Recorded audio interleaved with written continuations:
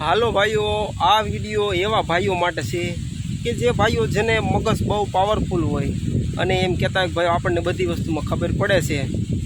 તો એક વસ્તુનું ઉદાહરણ આપું તમને, જો સમજાય તો સલામ છે તમને.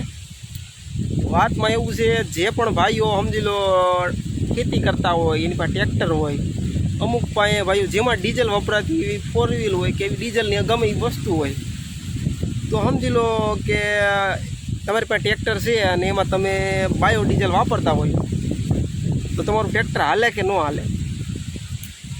હાલે કે ન હાલે? હાલે ને?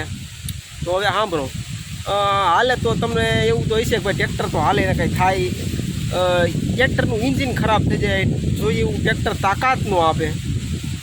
તો મારે ટૂંકી વાતમાં જ ખાલી સમજાવવાનું છે કે ભાઈઓ, જો તમારું 5 લાખનું 10 લાખનું ટ્રેક્ટર હોય અને તમે એમાં ડીઝલ કે બાયો ડીઝલના બદલે બાયો ડીઝલ વાપરવામાં તમે ના પાડતા હોય, તો મારું તમને ખાલી એટલું જ કહેવાનું છે કે ભાઈઓ, આપણું આ કરોડો રૂપિયાનું શરીર છે, લાખો રૂપિયાની બધી વસ્તુ આવે છે શરીરમાં, કિડની, લીવર ને ફેફસા ને એવું બધું.